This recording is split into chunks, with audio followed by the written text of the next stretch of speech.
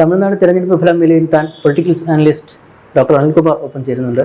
Doctor Anilkumar sir, ഇവിടെ തമിഴ്നാട്ടിൽ അല്ലെങ്കിൽ ഡൽഹിയിൽ ആം ആദ്മി പാർട്ടി അരവിന്ദ് കെജ്രിവാൾ എങ്ങനെ ഭരണത്തിലെത്തിയോ അതിന് സമാനമായാണ് TVK വന്നിരിക്കുന്നത്, അതായത് വിജയ് വന്നിരിക്കുന്നത്. പെട്ടെന്നല്ലെങ്കിൽ കുറച്ച് ചെറിയ നാളുകൾ കൊണ്ട് ഒരു പാർട്ടി രൂപീകരിക്കുക, പെട്ടെന്ന് അധികാരത്തിലെത്തുക, ഒരു അങ്കലാപ്പുണ്ടോ? എന്തൊക്കെയാണ് അതിന് പിന്നിലുള്ള? ഈ രണ്ട് രാഷ്ട്രീയങ്ങളെയും കമ്പയർ ചെയ്യുന്ന ഒരു രാഷ്ട്രീയ സംസ്കാരമല്ല തമിഴ്നാടിൻ്റേത്. അതിന് പറ്റിയതല്ല എന്ന് നമ്മൾ തിരിച്ചറിയണം.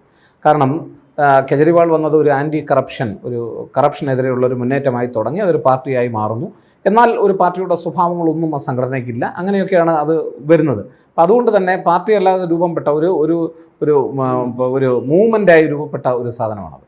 എന്നാൽ തമിഴ്നാടിനെ സംബന്ധിച്ചിടത്തോളം തമിഴ്നാടിൽ നമ്മൾ കാണേണ്ടുന്ന ഒരു കാര്യം, അവിടെ രാഷ്ട്രീയവും സിനിമയും ഏറെ ബന്ധപ്പെട്ടിരിക്കുന്നു എന്നുള്ളതാണ്. കഴിഞ്ഞ 50 വർഷം തമിഴ്നാടിൻ്റെ ചരിത്രം എന്ന് പറയുന്നത് ഒരു ബൈനറി പൊളിറ്റിക്സ് ആയിരുന്നു, ദ്വന്ദ്വ രാഷ്ട്രീയം എന്ന് നമ്മൾ പറയും. അവിടെ ഒരു ഭാഗത്ത് DMK, മറുഭാഗത്ത് ADMK. ഇത് രണ്ടിനും നേതൃത്വം നൽകിയിരുന്നവരാകട്ടെ പലപ്പോഴും സിനിമയിൽ നിന്ന് എത്തിയവരാണ്. അപ്പോൾ അവിടുത്തെ രാഷ്ട്രീയം എന്ന് പറയുന്നത് അതുമായി ആ സിനിമയും രാഷ്ട്രീയവും അതിൻ്റെ സംസ്കാരവും വളരെയേറെ യോജിച്ചിരിക്കുന്നു എന്നുള്ളതാണ്. ഇവിടെ ആലോചിക്കേണ്ടുന്ന ഒരു കാര്യം, വിജയ് ഈ രാഷ്ട്രീയത്തിലേക്ക് കാലെടുത്ത് നോക്കുമ്പോൾ അദ്ദേഹം രാഷ്ട്രീയ പാർട്ടി രൂപീകരിച്ചുകൊണ്ടല്ല വരുന്നത്, മറിച്ച് ആരാധക വൃന്ദത്തെ സൃഷ്ടിക്കുകയും ആ ഫാൻ ബേസുകളെ ഒരു മൂവ്മെൻറ്റിൻ്റെ ഘടകങ്ങളാക്കി സംഘടനകളാക്കി മാറ്റുകയും ചെയ്തു. അവിടെ നിന്ന് അദ്ദേഹം പടിപടിയായി അതിനെ ശക്തിപ്പെടുത്തുകയാണ്. അദ്ദേഹം മനസ്സിലാക്കുന്നത് തമിഴ്നാട് രാഷ്ട്രീയത്തിൽ എന്തൊക്കെയാണ് അവിടെയുള്ള പ്രശ്നങ്ങൾ എന്ന് പഠിക്കുകയാണ്. ആ പ്രശ്നങ്ങളിൽ അദ്ദേഹം മനസ്സിലാക്കിയെടുത്തോളം DMKയുടെയും ADMKയുടെയും ദ്രാവിഡ രാഷ്ട്രീയത്തിൽ വ്യത്യസ്തമായി ഒന്നും അവർ മുന്നോട്ട് വയ്ക്കുന്നില്ല. അല്ലെങ്കിൽ ഈ ബൈനറി പൊളിറ്റിക്സിൽ എല്ലാ അഴിമതിയും എല്ലാ കുഴപ്പങ്ങളും ഈ ദ്വന്ദ്വ രാഷ്ട്രീയത്തിലൂടെ മാത്രം മുന്നോട്ട് പോകുന്നു. ഒരു തേർഡ് സ്പേസിന് ജനങ്ങൾക്ക് ആഗ്രഹമുണ്ടെന്ന് വിജയ് തിരിച്ചറിയുകയാണ്. ആ തേർഡ് സ്പേസിനെ വിജയ് ഉപയോഗിക്കാൻ ശ്രമിച്ചു എന്നുള്ളതാണ് ഏറ്റവും പ്രധാനപ്പെട്ട പ്രത്യേകത. എനിക്ക് അദ്ദേഹത്തിൻ്റെ കമൻറ്റിൽ ഏറ്റവും ഇഷ്ടപ്പെട്ട ഒന്ന്, അദ്ദേഹം പറഞ്ഞത്, എൻ്റെ പൊളിറ്റിക്കൽ എനിമി, എൻ്റെ രാഷ്ട്രീയ എതിരാളി, ശത്രു എന്ന് പറയുന്നത് DMK ആണ്, ഭരണകക്ഷിയാണ്. അദ്ദേഹം പറഞ്ഞത് എൻ്റെ ഐഡിയോളജിക്കൽ എനിമി എന്ന് പറയുന്നത് BJP ആണ്, ആശയപരമായ ശത്രു എന്ന് പറയുന്നത് BJP ആണ്. അപ്പോൾ ഒരു നിലപാട് അത് ഒരു ക്ലാരിറ്റിയോടുകൂടി പറയുകയാണ്. കാരണം പലരും ചോദിക്കുന്നുണ്ട്, BJP ആയി അദ്ദേഹത്തെ സഖ്യത്തിന് പോയിരുന്നെങ്കിൽ നല്ല മെച്ചപ്പെടുത്തിക്കൂടായിരുന്നു, നേരത്തെ തന്നെ BJPയുമായി സഖ്യത്തിലായിരുന്നെങ്കിൽ വിജയ് നല്ല മെച്ചപ്പെടുത്തുമായിരുന്നു, അദ്ദേഹത്തിന് സീറ്റുകൾ കുറവായിരിക്കും എന്നൊക്കെയുള്ള അസംഷൻ പലരും പറഞ്ഞു ഞാൻ കേട്ടു. അപ്പോൾ അതിൽ നൽകുന്നൊരു സൂചന എന്ന് പറയുന്നത് അദ്ദേഹം തൻ്റെ അണികളെ വിശ്വസിച്ചു, അദ്ദേഹം മുന്നോട്ട് പോയി കൃത്യമായൊരു നിലപാട് സ്വീകരിച്ചു. എത്ര സീറ്റായാലും ഉള്ളത് മതി, അതുകൊണ്ട് എൻ്റെ ലക്ഷ്യമെന്ന് പറയുന്നത് ഞാൻ ഇവിടുത്തെ DMKക്കെതിരാണ്, അതുപോലെ തന്നെ BJPയുടെ ഐഡിയോളജിക്കലായിട്ടുള്ള പൊസിഷനും ഞാൻ എതിരാണ് എന്ന് പറഞ്ഞുകൊണ്ടാണ് വിജയ് രാഷ്ട്രീയത്തിൽ നിൽക്കുന്നത്. അദ്ദേഹത്തിൻ്റെ ഫാൻ ബേസുകളുടെ ഏറ്റവും പ്രധാനപ്പെട്ട ചങ്ക് എന്ന് നമ്മൾ പറയുന്നത് അവിടുത്തെ ന്യൂ ജെൻസി പിള്ളേരാണ്, ചെറുപ്പക്കാരാണ്. ആ ചെറുപ്പക്കാരുടെ വോട്ടുകൾ സ്വായത്തമാക്കാനുള്ള എല്ലാ ശ്രമങ്ങളും അദ്ദേഹം നടത്തി, അതിൽ വിജയം കണ്ടു എന്നുള്ളതാണ്. അദ്ദേഹം മുന്നോട്ട് വെച്ചിട്ടുള്ള ചില ആശയങ്ങളൊക്കെ നമ്മളൊന്ന് ശ്രദ്ധിക്കേണ്ടതായിട്ടുണ്ട്. തൊഴിലില്ലാത്ത ചെറുപ്പക്കാർക്കായി ഇൻറ്റേൺഷിപ്പ് പദ്ധതികൾ, അതിനായി 4000 രൂപ സഹായം മാസം തോറും. ഇപ്പോൾ ചെറുപ്പക്കാർക്ക്, തൊഴിലില്ലാത്ത ചെറുപ്പക്കാർക്ക് ധനസഹായം എന്ന് പറഞ്ഞാൽ അത് കേരള രാഷ്ട്രീയത്തിൽ ഏതെങ്കിലും പാർട്ടികൾ അല്ലെങ്കിൽ ഇന്ത്യൻ രാഷ്ട്രീയത്തിൽ മുന്നോട്ട് വെച്ചിട്ടുണ്ടോ? ചെറുപ്പക്കാരെ ആരാണ് അഡ്രസ്സ് ചെയ്യുന്നത്? ചെറുപ്പക്കാരുടെ തൊഴിലില്ലായ്മ പ്രശ്നത്തെ ആരാണ് അഡ്രസ്സ് ചെയ്തിട്ടുള്ളത്? അതെനിക്ക് തോന്നുന്നു അദ്ദേഹത്തിനൊരു പ്രധാനപ്പെട്ട അനുകൂല ഘടകമായി മാറി.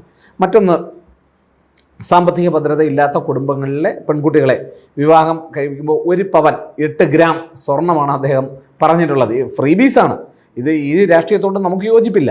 കാരണം ഫ്രീ ബി രാഷ്ട്രീയം കൊണ്ട് ഒരിക്കലും ഒരു സംസ്ഥാനം മുന്നോട്ട് പോകില്ല.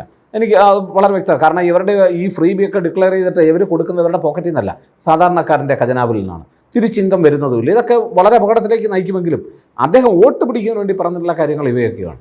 ഫ്രീ ബീസ് കൊടുക്കുകയാണ്. അപ്പോൾ 1 പവൻ സ്വർണം അങ്ങനെയുള്ളവർക്ക് കൊടുക്കുന്നു. അതുപോലെ തന്നെ പ്രായം ചെന്ന സ്ത്രീകൾ, ഫാമിലി ഹെഡായിട്ടുള്ള അവൾക്കൊരു നിശ്ചിത തുക ധനസഹമായി കൊടുക്കുന്നു. ഇതൊക്കെ ഇത്തരത്തിലുള്ള ഫ്രീബീസൊക്കെ, ഈ ഫ്രീബീസുകൾ തന്നെ തമിഴ് രാഷ്ട്രീയത്തിൻ്റെ ഒരു പ്രത്യേകതയാണ്. അപ്പം ഞാൻ മനസ്സിലാക്കുന്നത് തമിഴ്നാട് രാഷ്ട്രീയത്തിൽ വിജയ് മുന്നോട്ട് വെച്ചിട്ടുള്ള കൃത്യതയുള്ള ഈ കാഴ്ചപ്പാടിലുള്ള ആശയങ്ങൾ അത് വോട്ടേഴ്സിനെ സ്വാധീനിച്ചിട്ടുണ്ട്. പിന്നീട് അദ്ദേഹത്തിൻ്റെ ഫാൻ ബേസുകൾ തന്നെയാണ് അദ്ദേഹത്തിൻ്റെ ഈ രാഷ്ട്രീയ സംഘടനയുടെ ചട്ടക്കൂടായി പ്രവർത്തിക്കുന്നത്. അത് ഒരു പ്രധാനപ്പെട്ട ആ ചെറുപ്പക്കാരുടെ വോട്ട് സ്വായത്തമാക്കാൻ അദ്ദേഹം കഴിഞ്ഞു.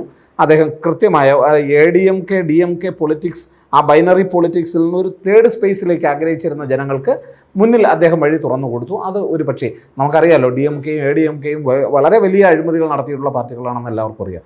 അതിന് ഇദ്ദേഹമാകട്ടെ നിലകൊണ്ടത് അഴിമതിക്കെതിരെയാണ്. അദ്ദേഹത്തിൻ്റെ സിനിമയിലായാലും അദ്ദേഹത്തിൻ്റെ പൊതുവെയുള്ള സംസാരത്തിലായാലും ഒക്കെ ഒരു ആൻറ്റി കറപ്ഷനെതിരെയുള്ള ഒരു സ്റ്റാർ, അത് ഫിലിം സ്റ്റാറും ആകാം, ലോക്കൽ സ്റ്റേറ്റ് സ്റ്റാറും ആകാം. അപ്പോൾ ഈ തരത്തിൽ ഇപ്പോൾ വന്നിട്ടുള്ള പലരും സിനിമ രംഗത്തെ പലരും അദ്ദേഹത്തെ അഭിനന്ദിക്കുന്നു, അദ്ദേഹത്തെ കാണുന്നു, അദ്ദേഹത്തിൻ്റെ പിന്തുണ അറിയിക്കുന്നു. അപ്പോൾ അതിൻ്റെ അർത്ഥം എന്ന് പറയുന്നത് ആ ഒരു മൂന്നാം സ്പേസിൽ അദ്ദേഹം മുന്നോട്ട് വെച്ച സിനിമയിലൂടെയും അല്ലാതെയൊക്കെ ആ തമിഴ് രാഷ്ട്രീയത്തിൻ്റെ ചുവയിൽ അദ്ദേഹം മുന്നോട്ട് വെച്ച എല്ലാ ആശയങ്ങളും ദ്രാവിഡ പൊളിറ്റിക്സിനപ്പുറം അവർ അംഗീകരിക്കുന്നു എന്നുള്ളതാണ്. അതൊരു പ്രധാനപ്പെട്ട ഘടകമാണ്. അത് വിജയിന് എനിക്ക് തോന്നുന്നു ഒരു സ്പേസ് ഒരുക്കി കൊടുത്തു. അതുകൊണ്ട് ഡൽഹിയിലെ ആം ആദ്മി പാർട്ടിയെയും ഇവിടെ വിജയൻ്റെ പാർട്ടിയെ നമുക്ക് കമ്പയർ ചെയ്യാൻ കഴിയില്ല. കാരണം ഈ ഒരു മൂന്നാം സ്പേസിലേക്ക്, കാരണം തമിഴ്നാട് രാഷ്ട്രീയത്തിൽ പാർട്ടി അങ്ങനെയാണ് നിലകൊള്ളുന്നത്. അപ്പോൾ അവിടെ നല്ല നേതാക്കന്മാരും ഉണ്ടായിരുന്നു. ദ്രാവിഡ രാഷ്ട്രീയത്തിന് ചുക്കാൻ പിടിച്ച നല്ല നേതാക്കളും ഉണ്ട്, വളരെ അറിവുള്ളവരും ഉണ്ടായിരുന്നു. അപ്പോൾ അത്രയും വലിയൊരു നേതൃത്വത്തിലേക്ക് പോകാൻ ഇനി വിജയിന് കഴിയുന്നുണ്ടോ എന്നതിനെ ആശ്രയിച്ചിരിക്കും. അത് അദ്ദേഹം തെളിയിക്കേണ്ടതാണ്. ഇല്ല എങ്കിൽ അങ്ങ് പറഞ്ഞതുപോലെ കുറച്ച് ദൂരം മുന്നോട്ട് പോയി വീണ്ടും ഇതും കറപ്ഷനിലൊക്കെ ചെന്ന് ചാടിയ ഒടുവിൽ അവസാനിക്കുന്ന തരത്തിലേക്ക് വന്നാൽ മറ്റു പാർട്ടികളുടെ അവസ്ഥ വരും എന്നാണ് എനിക്ക് തോന്നുന്നത്. അങ്ങനെയാണോ ഇത് മുന്നോട്ട് പോകുന്നതെന്ന് ഇപ്പം നമുക്ക് പറയാൻ കഴിയില്ല. സാറേ, മുന്നോട്ട് പോകുന്നതിനെ കുറിച്ച് പറഞ്ഞല്ലോ. ഇപ്പോൾ വിജയ്ക്ക് മുന്നോട്ട് പോകണമെങ്കിൽ തന്നെ ഭൂരിപക്ഷം വേണം. അതിപ്പോൾ കുറഞ്ഞിരിക്കുകയാണ്. ഇനി ഒരു 7-8 സീറ്റ് വരെയെങ്കിലും കൂടുതൽ കിട്ടിയാൽ മാത്രമേ ഭരണം പിടിക്കാൻ കഴിയുള്ളൂ. അപ്പോൾ ആരായിരിക്കും സഹായിക്കുക? ADMK? അല്ല, അത് നമ്മൾ തമിഴ് രാഷ്ട്രീയത്തിൻ്റെ ഒരു പ്രത്യേകത എന്ന് പറഞ്ഞാൽ വിജയ് നേരിട്ട് 10 കാള് നടത്തിയാൽ തീരുന്ന പ്രശ്നങ്ങളാണ് പലപ്പോഴും തമിഴ് രാഷ്ട്രീയത്തിലുള്ളത്. കാരണം ഒരു സ്റ്റാർ തന്നെ നേരിട്ട് വിളിച്ചാൽ അവിടെ നിന്ന് പോകാൻ കഴിയുന്ന ധാരാളം MLA-മാർ അത് DMKയിലും ADMKയിലും ഉണ്ട്. എനിക്ക് തോന്നുന്നു അദ്ദേഹത്തിൽ ADMKയിലെ ചില MLA-മാരോ അല്ലെങ്കിൽ മറ്റ് സഖ്യത്തിൽ പോകാവുന്ന മറ്റേതെങ്കിലും വിഭാഗങ്ങളോ ഉണ്ടെങ്കിൽ അതിനെയൊക്കെ പരമാവധി കൂടെ നിർത്താനായിരിക്കും അദ്ദേഹം ആ രാഷ്ട്രീയത്തിൽ ശ്രമിക്കുന്നത്. എന്തായാലും 7 MLA-മാരൊന്നും തമിഴ് രാഷ്ട്രീയത്തിലൊരു പ്രശ്നമല്ല എന്നാണ് എനിക്ക് തോന്നുന്നത്. അദ്ദേഹം മാനേജ് ചെയ്യാൻ കഴിയുമെന്നാണ്. മാത്രമല്ല, നേരിട്ട് വിജയ് ഇടപെട്ടാൽ 10-15 MLA-മാരെ തൻ്റെ പക്ഷത്തെത്തിക്കുന്നതിന് നിസ്സാരമായി കഴിയുന്ന ഒരു രാഷ്ട്രീയമാണ് തമിഴ് രാഷ്ട്രീയം. നമുക്കറിയാമല്ലോ, ADMK DMKയും തമ്മിൽ പ്രശ്നങ്ങളൊക്കെ ഉണ്ടായിട്ടുള്ളപ്പോൾ ഈ ബസ് രാഷ്ട്രീയവും ഈ പറയുന്ന ലോഡ്ജ് രാഷ്ട്രീയവും ഹോട്ടൽ രാഷ്ട്രീയവും ഒക്കെ തുടങ്ങുന്ന അവിടെ നിന്നാണ് അല്ലേ? ആളുകളെ കൊണ്ട് രഹസ്യമായിട്ട് പാർപ്പിക്കുക, അവരുടെ വോട്ടുകൾ മറിക്കുക, ഇതൊക്കെ തമിഴ് രാഷ്ട്രീയത്തിൽ നമ്മൾ ധാരാളം കണ്ടറിഞ്ഞിട്ടുള്ള സംഭവങ്ങളാണ്. അതുകൊണ്ട് ആ രാഷ്ട്രീയത്തിൽ ഇതൊന്നും ഒരു പുതുമയല്ല. അതുകൊണ്ട് ഞാൻ കരുതുന്നത് അദ്ദേഹത്തിന് സർക്കാർ രൂപീകരിക്കാൻ കഴിയുമെന്ന് തന്നെയാണ്. നേരത്തെ പറഞ്ഞല്ലോ, ആശയപരമായി BJPക്ക് എതിരെയാണ്. അപ്പോൾ അങ്ങനെയാണെങ്കിൽ ഇന്ത്യ മുന്നണി അല്ലെങ്കിൽ ഇന്ത്യ മുന്നണി എന്ന് പറയുന്നതിലേക്ക് വിജയ് പോകാനുള്ളൊരു സാധ്യത ഭാവിയിലും? അദ്ദേഹത്തിൻ്റെ നിലപാട് അങ്ങനെയായിരുന്നു. അദ്ദേഹത്തിൻ്റെ നിലപാട് ഇന്ത്യ മുന്നണി വിരുദ്ധമായിട്ടുള്ള ഒന്നും തന്നെ അദ്ദേഹം പറയുന്നില്ല. അദ്ദേഹം ശത്രുവായിട്ട് കാണുന്നത് DMK ആണ്. അത് കാര്യം ശരിയാണ്. പക്ഷെ അതേസമയം ഐഡിയോളജിക്കലി അദ്ദേഹം BJPക്കെതിരെ നിലനിൽക്കുകയും ചെയ്യുന്നു. അപ്പോൾ ഈ ഐഡിയോളജിക്കെതിരെ എടുക്കുന്ന സ്റ്റാൻഡ് എന്ന് പറയുന്നത് ഒരു പൊളിറ്റിക്കലായിട്ടുള്ള ഒരു സ്റ്റാൻഡാണ്. അതേപക്ഷെ ഒരു എനിമിയായിട്ട് ഒരു രാഷ്ട്രീയത്തിൽ വർക്ക് ചെയ്യുക എന്ന് പറയുന്നത് വേണമെങ്കിൽ today's enemy become tomorrow's friend. അതാണ് അതിൻ്റെ പ്രത്യേകത. ഇന്നത്തെ രാഷ്ട്രീയത്തിൽ അദ്ദേഹം പറഞ്ഞ ശത്രുവിനെ നാളെ മിത്രമാക്കി മാറ്റാൻ കഴിയും. പക്ഷേ ഐഡിയോളജിക്കലായിട്ട് ആശയപരമായുള്ള ഭിന്നത അത് വെച്ച് പുലർത്തിയാൽ ആശയങ്ങളിൽ വ്യത്യാസം വരുത്തിയാൽ മാത്രമേ നിങ്ങൾക്ക് ഒന്നാകാൻ കഴിയൂ. അതിൻ്റെ അർത്ഥം ഒരുപക്ഷെ വിജയിന് കൂടുതൽ ചേർന്ന് പോകാനുള്ള സാധ്യത ഇന്ത്യ മുന്നണി ആയിരിക്കും എന്നാണ് അദ്ദേഹത്തിൻ്റെ ഇതുവരെയുള്ള നിലപാടുകൾ വെച്ച് പരിശോധിച്ചാൽ നമുക്ക് മനസ്സിലാകുന്നത്. കാരണം അദ്ദേഹത്തിന് ഈ സ്വീകാര്യത കിട്ടിയത് തന്നെ അദ്ദേഹം ഒരു തേർഡ് ഫ്രണ്ടിലുള്ള സ്പേസ് ഒരുക്കി കൊടുത്തുകൊണ്ടാണ്. അത് ചെറുപ്പക്കാരെയൊക്കെ കൂടെ നിർത്താൻ അത് കഴിഞ്ഞു. അതുപോലെ തന്നെ ഒരു സെക്കുലർ കാഴ്ചപ്പാട് അദ്ദേഹം വെച്ച് പുലർത്തിയിട്ടുണ്ട്. ഇതൊക്കെ ഒരു ഘടകങ്ങളാണ്. അത് അദ്ദേഹത്തിൻ്റെ വോട്ട് ബേസായിട്ട് മാറിയിട്ടുണ്ട്. അപ്പോൾ അതുകൊണ്ട് തന്നെ ഞാൻ കരുതുന്നത് അദ്ദേഹം കൂടുതലും അത് മനസ്സിലാക്കിക്കൊണ്ട് ക്ലിയറായിട്ട് മുന്നോട്ട് പോകും എന്നാണ് ഞാൻ കരുതുന്നത്. അങ്ങനെ വന്നു കഴിഞ്ഞാൽ നിങ്ങൾ ഈ പറഞ്ഞതുപോലെ ഇന്ത്യ മുന്നണിക്കായിരിക്കും അവിടെ ഇദ്ദേഹത്തിൻ്റെ ഒരു പിന്തുണ ലഭിക്കാനുള്ള സാധ്യത എന്ന് വേണമെങ്കിൽ നമുക്ക് അനുമാനിക്കാം. ഒരു അവസാനത്തെ ചോദ്യമായി ചോദിക്കുകയാണ്. DMK സർക്കാർ നിലനിൽക്കുമ്പോഴും സെൻറ്ററുമായി എപ്പോഴും ഫൈറ്റായിരുന്നു. എന്തെങ്കിലും തരത്തിൽ ആശയപരമായ തമിഴ് ഭാഷയെക്കുറിച്ചും എല്ലാം നടക്കുന്നുണ്ട്. വിജയ് വരുമ്പോൾ അത്തരത്തിലൊരു ഹോസ്റ്റൈലായിട്ട് മുന്നോട്ട് പോകാൻ സാധ്യതയുണ്ടോ? കാരണം സംസ്ഥാനത്തിൻ്റെ ഡെവലപ്മെൻറ്റ് എന്ന് പറയുന്നത് വികസനം സെൻറ്ററിൽ നിന്ന് ഫണ്ട് കിട്ടിയാലേ നടക്കത്തുള്ളൂ. അപ്പോൾ കുറച്ചുകൂടി യാഥാർത്ഥ്യമായിട്ട് പരിഗണിക്കുകയാണെങ്കിൽ DMKക്ക് അവരുടേതായ രാഷ്ട്രീയമുണ്ട്. അങ്ങനെയാണെങ്കിൽ സാധ്യത സെൻറ്ററുമായി വലിയ കുഴപ്പമില്ലാത്ത ബന്ധം ഉണ്ടാക്കുന്ന രീതിയിലായിരിക്കും. അല്ല, വിജയ് പറഞ്ഞല്ലോ, അവിടുത്തെ ഐഡിയോളജിക്കലായിട്ടുള്ള പൊസിഷൻ നിലനിർത്തിക്കൊണ്ട് തന്നെ അതായത് ഇടതുപക്ഷത്തിൻ്റെ വിജയുടെ രാഷ്ട്രീയവും അവരുടെ രാഷ്ട്രീയ പാർട്ടിയുടെ ആശയങ്ങളും അതുപോലെ തന്നെ BJPയുടെ രാഷ്ട്രീയ ആശയങ്ങളും തമ്മിൽ ചേർന്ന് പോകുന്ന ആശയങ്ങളല്ല എന്നുള്ള തരത്തിലാണ് വിജയ് ഇതിനോടകം തന്നെ പറഞ്ഞിട്ടുള്ളത്. അങ്ങനെ നിൽക്കുമ്പോൾ തന്നെയും വിജയ് ഒരിക്കലും ഒരു തമിഴ് ഐഡൻറ്റിറ്റി രാഷ്ട്രീയം മാത്രമായി മുന്നോട്ട് വെക്കുന്നില്ല എന്നുള്ളതാണ്. അല്ലെങ്കിൽ നേരത്തെ കൊണ്ടുവന്ന binary DMK, ADMK, Dravidian politics, Tamil politics, ഈ ഒരു ബൈനറി അല്ല അദ്ദേഹം മുന്നോട്ട് വെച്ചിട്ടുള്ളത്. അദ്ദേഹം ചെറുപ്പക്കാർക്ക് തൊഴിൽ വേണം, സ്ത്രീകൾക്ക് സുരക്ഷ വേണം, സ്ത്രീകൾക്ക് തൊഴിൽ വേണം, പിന്നെ പ്രായമായവർക്ക് കൂടുതൽ സംരക്ഷണം വരും, സാമൂഹ്യ സുരക്ഷാ പദ്ധതികൾ വേണം, ഇങ്ങനെയുള്ള രാഷ്ട്രീയത്തിലാണ് ശ്രദ്ധ ഊന്നിയിരിക്കുന്നത്. അപ്പോൾ അതൊക്കെ കുറേ കൂടി വെൽഫെയർ പൊളിറ്റിക്സ് ആണ്.